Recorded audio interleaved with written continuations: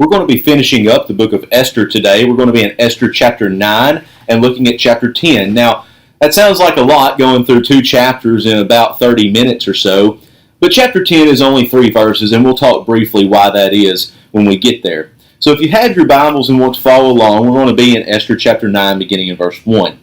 Chapter 9 breaks down in really 2 ways.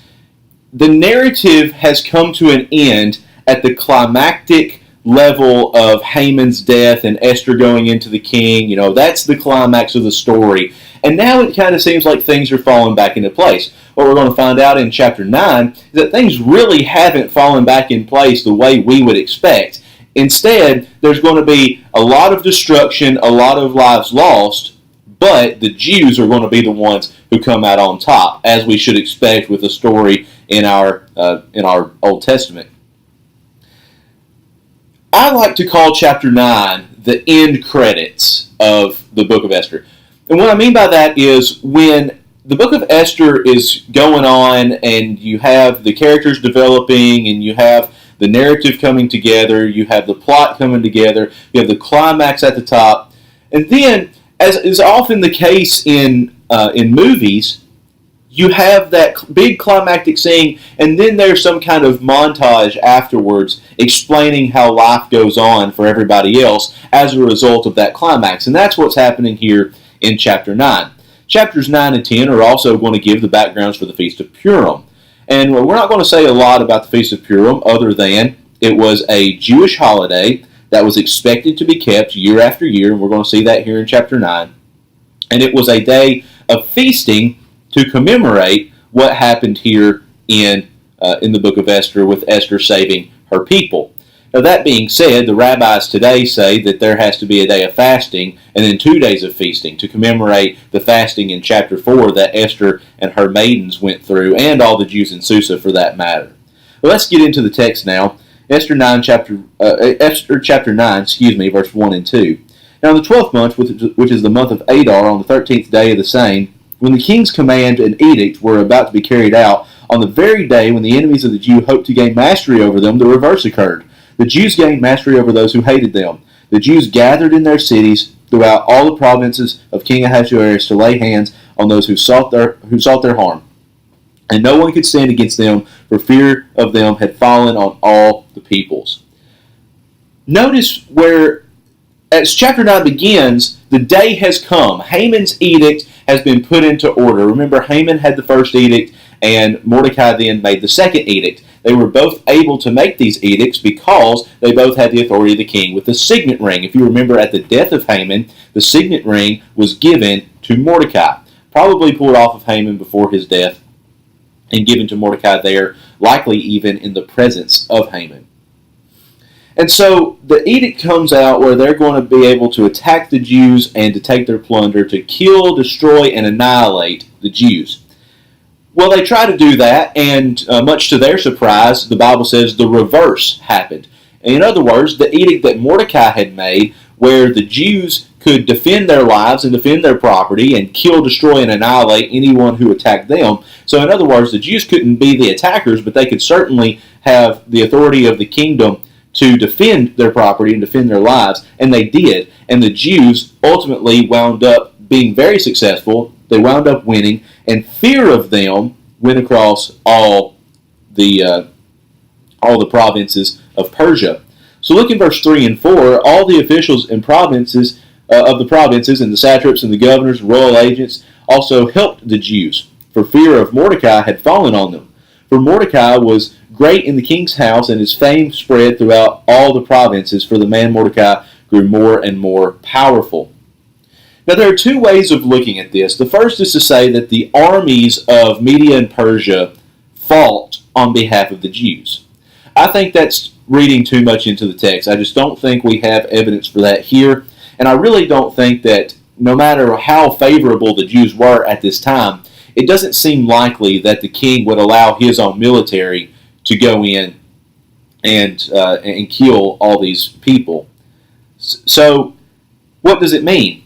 Well, I would suggest that it just means that the government was favorable to the Jews. In other words, the government supported their cause. Okay, Notice here that it's all of the governing officials. We've talked about the governing officials before, how you have 30 satraps over the 127 provinces, and then you get smaller from there.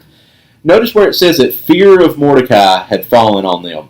To me, this is just my opinion, but I don't think this means they were afraid of him. I think it's a reverent fear. Now, when it says in verse 2, I believe it is, that maybe it's verse 1, that the fear of the Jews had come across all of the provinces, I think that is an afraid type of fear. This, I think, is a reverent fear. And moving on to verse 5, the Jews struck all their enemies with the sword, killing and destroying them as they pleased to those who hated them. In Susa, the citadel itself, the Jews killed and destroyed 500 men, and also killed. And I'm not going to read these names because I'm afraid I'll butcher them, and you can read them for yourselves. They're the 10 sons of Haman in verse 10. The son of Hammedatha, the enemy of the Jews, but they laid no hand on the plunder. Notice how many people were killed just in the capital. Now, this edict went out throughout all the province of Persia. And so you have all 127 provinces, we're led to believe, that are fighting here. But just in Susa, the capital, there are 500 people killed on this one day. Among the 500 are the 10 sons of Haman. Now, if you go back in the book of Esther and you read when Haman would come home, I suggested in our Bible class Wednesday that Haman, despite all his faults, must have been a good father and a good husband. I say that because when he came home and he complained to his wife and his friends, his wife was a very loving wife. She supported him, she submitted to him, she loved him, and she even suggested to him ideas on how to solve his problem. And when you look at his sons, he brags about the number of his sons, and his sons apparently went in and did the things that Haman wanted to do even after Haman was dead. They carried out the legacy of their father. Now, don't get me wrong, it was certainly an evil thing to do, but I don't think we can fault Haman for being a good father and a good husband here. Again, that goes back to viewing our Bible characters as more than just characters in a story, but as real living people who work as people do. Notice the phrase where it says they laid no hand on the plunder. That's going to come up over and over and over again in chapter 9 as we look at what the Jews did in defending their property. There are 3 reasons suggested why the Jews didn't take the plunder. The first one, I believe, is the most convincing, and it's just to say that they wanted to show their true motives. They weren't in it to get rich like Haman may have been. Remember, it's been suggested that Haman was going to pay the 10,000 talents of silver by the plunder that he received from the conquest of the Jews, or from the annihilation of the Jews. And I think this is just saying that this was the true motives of the Jews. They weren't in it for the money. They were just defending what they had. The second option is to say that they were killing enemies of the state. In other words, the people who attacked the Jews were already enemies of the state, and they didn't have anything to plunder, and they were really doing Persia a favor. Now, I just don't see that in the text. That's one of those rabbinical traditions that gets passed down and twisted throughout generations. The last reason is saying that these people who attacked may have been the Amalekites, or descendants of the Amalekites. And we get that because Haman, the son of Hammedatha, the Agagite, is the title given for Haman. And it's been suggested that Agagite can refer back to King Agag, who is the king of the Amalekites, who is called the enemy of the Jews in 1 Samuel chapter 15. So, is that possible? Well, I suppose anything is possible. Is it probable? I don't think so. I don't think Haman is an Amalekite myself. I personally think that refers to, the Agagite refers to a region, a geographical region, rather than a real lineage. Notice, if you will, in verse 11, that very day the number of those killed in Susa the citadel was reported to the king, and the king said to Queen Esther, in Susa the citadel the Jews have killed and destroyed 500 men, and also the 10 sons of Haman. What then have they done in the rest of the king's provinces? Now what is your wish? It shall be granted to you, and what further is your request? It shall be fulfilled. So in other words, the king is saying, man, the Jews are really getting after it. They are surviving. They are not only surviving, but thriving. So Esther, what else can I do for you? Because apparently your people are a strong people, even though they didn't look like it. Look in verse 13. Esther said, "If it please the king, let the Jews who are in Susa be allowed tomorrow to do according to today's edict, and let the 10 sons of Haman be hanged on the gallows." And we've talked about that phrase, hanged on the gallows. It really should be impaled on the impaling stake. The Jews and the Persians did not know the practice of hanging by the neck until dead, like we may think of in The Good, the Bad, and the Ugly, or a John Wayne movie. So the king commanded this to be done, verse 14. The decree was issued in Susa, and the 10 sons of Haman were, I'm going to say impaled on the impaling stake instead of hanged. The Jews who were in Susa gathered also on the 14th day of the month of Adar, and they killed 300 men in Susa, but they laid no hands on the plunder. There's our phrase again, they laid no hands on the plunder. The edict actually was only good for one day. And Esther says, well, my request is to make it good for another day, because these people are probably really upset and they're going to come back and try to kill, destroy, and annihilate us again the next day without any authority. And so the king allows that. Now we're up to 800 people dead just in the capital alone. Mass killing. Very, very tragic thing, the loss of a human life. It's tragic to think about, but there again, in the narrative and the good side and bad side, the good side is prevailing, and of course we can be happy about that.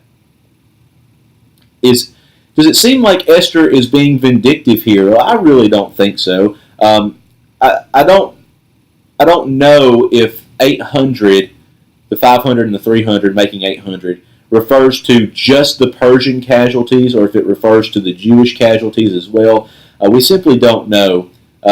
We don't need to be so dogmatic and so hasty reading into the text like this. So regardless, they're going to come in again and do it the next day. Notice they laid no hands on their plunder, the same thing that happened earlier in chapter 9. Verse 16, now the rest of the Jews who were in the king's province also gathered to defend their lives and got relief from their enemies and killed 75,000 of those who hated them, but they laid no hands on the plunder. It was on the 13th day of the month of Adar, 14th day they rested and made that a day of feasting and gladness. I think it's very interesting here that after all this was said and done, they made that a holiday. They made it a day of feasting and gladness. And we're going to develop that a little later, I think in verse 19, and then later on in verse 22, we're going to keep adding to this holiday, things that happen on this holiday. Now, remember, we said that in Susa there were 800, but there's 127 provinces in Persia. From Ethiopia to India is what chapter 1 and what chapter, I think, 9, perhaps it's chapter 10, is going to tell us. So you have 127 provinces, 75,000 people killed. Now, the Septuagint, which is the Greek translation of the Hebrew Old Testament, doesn't say 7,500, or 75,000, I should say, 75,000. It says 15,000. And we really don't know why that is. And that's a big gap. So we have to really be critical here and say, well, which one is it? What gives the best evidence for that? Josephus and the Peshitta both say 75,000. And so I'm more inclined here to say 75,000. But regardless of whether it was 75,000 or 15,000, we know it's a mass amount, and I think 75,000 would be better because it is 127 provinces. Pretty big area there.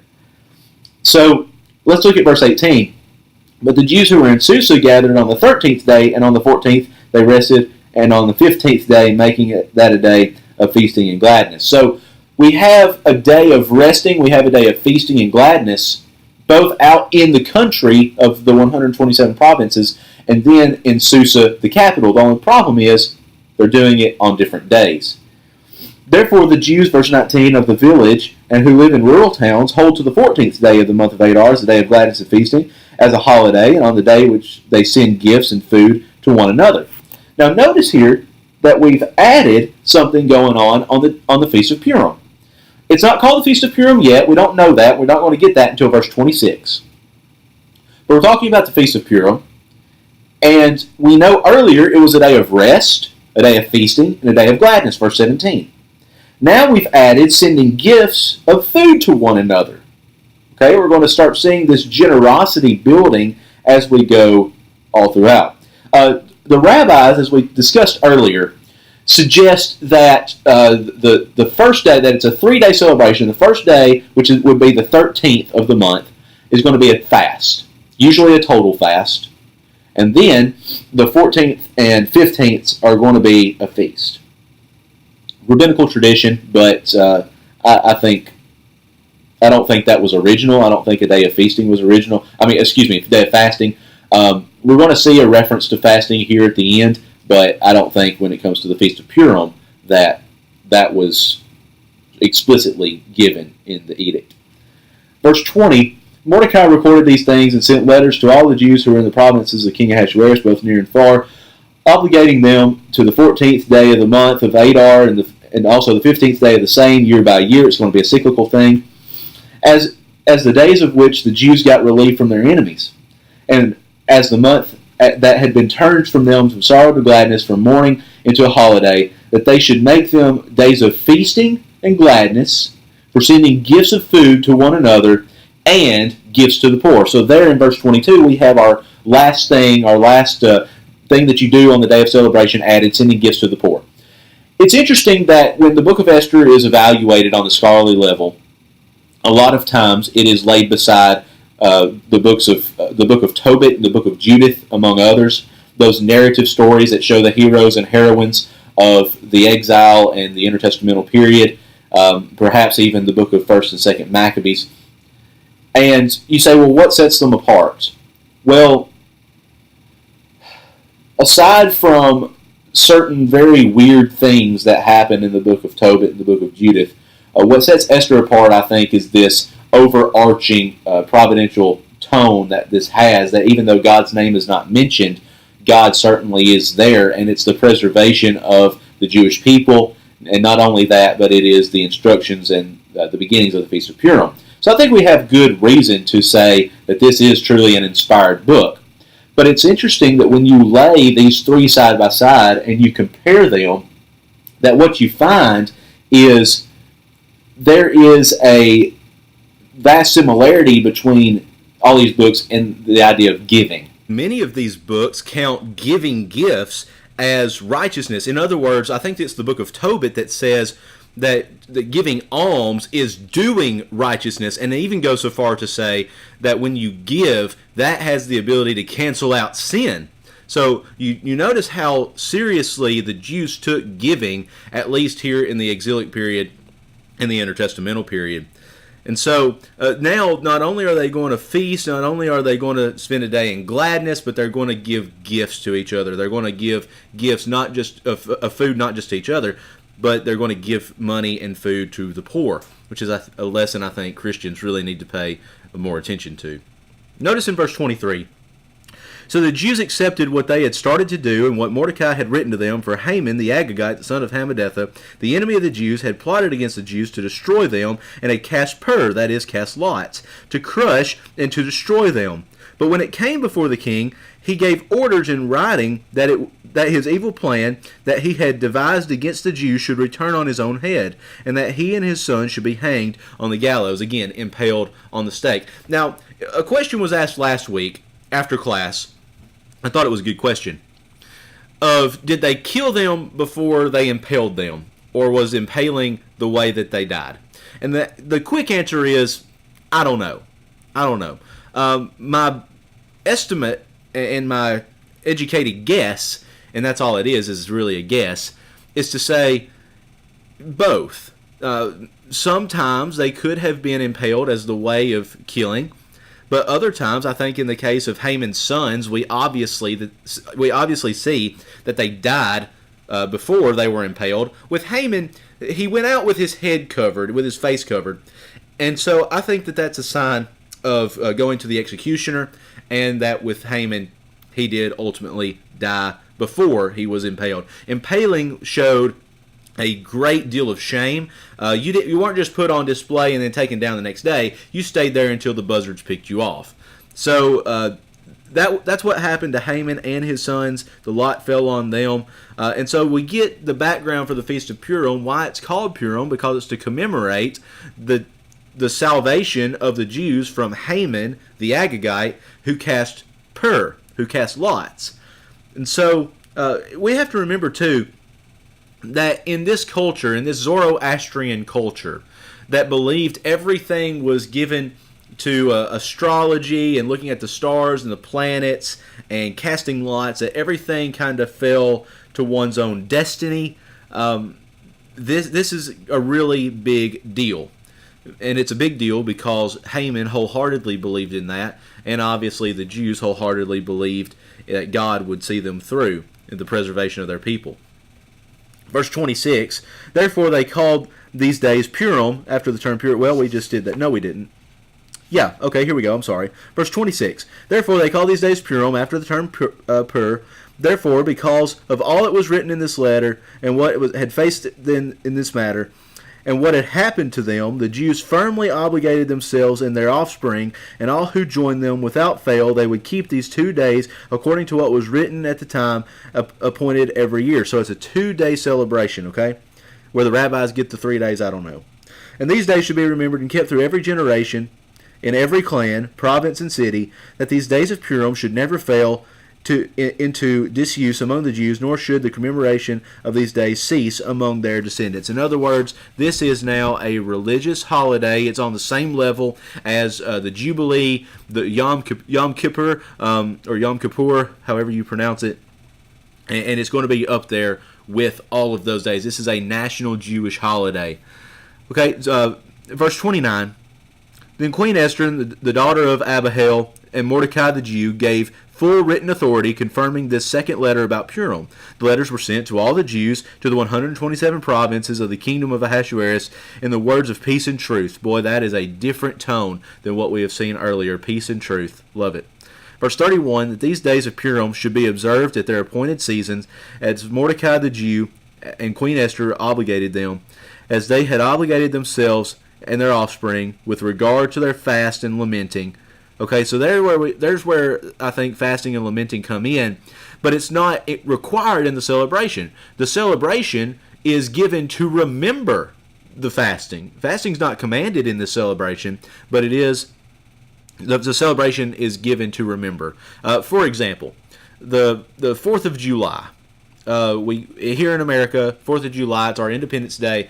We go out and we have a celebration, usually a cookout. You may go to the lake or something like that and have a fun time with your family. But even on top of that, we remember the day of independence. We remember that celebration. But what we don't do is go out and fight battles. Okay, just because that happened to lead up to the Day of Independence doesn't mean you have to participate in those events. Here's the same thing. Just because fasting led up to this day of feasting, it doesn't necessarily mean that you have to commemorate the fast. So let's talk about chapter 10. Chapter 10 only has 3 verses, and interestingly, if you look in the Apocrypha, the book of Esther has 14 verses. Verses 4 through 14 are added. Now, the big reason, of course, and the big question is why? Well, a couple of reasons here. First of all, the name of God appears, the covenant name of God. There is dream interpretation, which was very popular during the exilic period, namely with the book of Daniel. And then you have the name Israel that appears. Nowhere in the book of Esther so far do you have any of these things happen. Basically, verse 4 through 14 is Mordecai saying, I had this dream, and it foreshadowed and foretold what was going to happen with Haman and Esther, and now it's come to a close. So, obviously, it's not original. That's why none of your Bibles will have it included in it. If you want to read it, I think you can go online and read it, or look at the Hebrew Apocrypha, and you can see the extended version. But I just want you to know very seriously that verse 4 through 14 is not original to the book of Esther. So let's look at the 3 verses of chapter 10.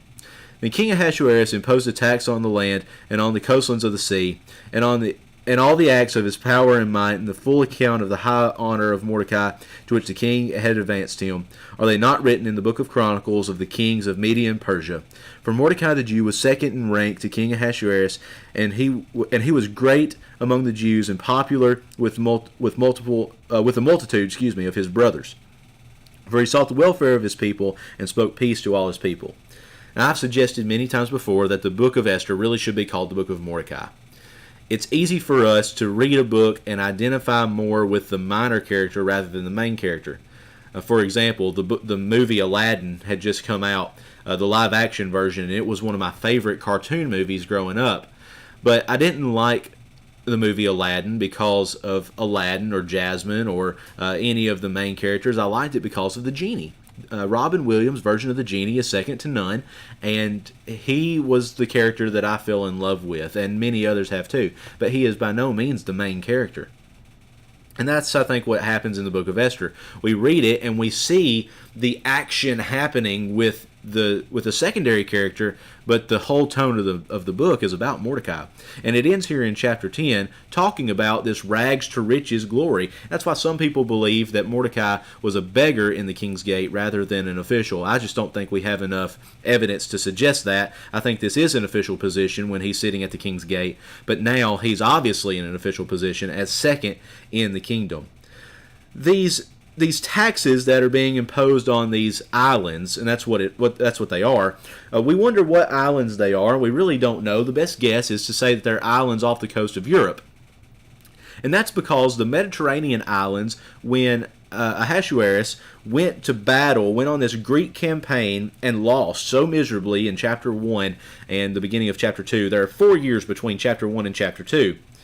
And so when he does that, he comes back, and as part of the peace treaty, he has to give those Mediterranean islands back to Greece. And so it's obviously not that. Perhaps islands off the coast of Europe. We just simply don't know. Why is he giving a tax on these places instead of going out and being the conquering hero? The rabbis say that Mordecai is telling Ahasuerus there's better ways to deal with your problems than just killing people. I think that's a rabbinical tradition. Here I think it's just showing that Mordecai has the foresight and ability to say, hey, here's a problem, here's how we can solve it, and things will go from there. Notice that it says at the very end, for he was great among the Jews and popular with the multitude of his brothers, for he sought welfare of his people and spoke peace to all his peoples. Now, that shows us the great, wonderful character of Mordecai.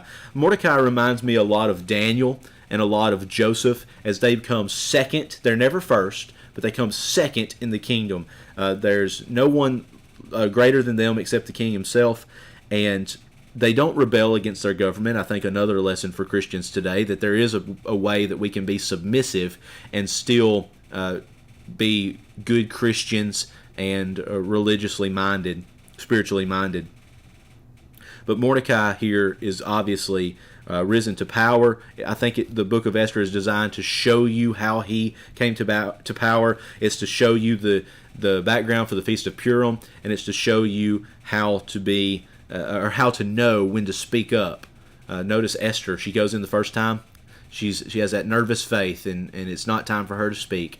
But then we end with her speaking up over and over and over again. And the king there, because she's found favor with the king, he's going to allow her these things. So that is the book of Esther. I've enjoyed our study. I hope you have as well. And Lord willing, the next book that we study will be the book of Ruth. Ruth has 4 chapters, and I'm excited to get into that and study that as we look at Ruth and Boaz and Orpah and Naomi and other characters that are going to show up. After we finish Ruth, it is my plan to do a study of how to study the Bible. And so I hope that you'll tune in for that you will watch these videos, share them with your friends, and I hope that you've been blessed by studying the Bible today. God bless you. I hope you have a great day.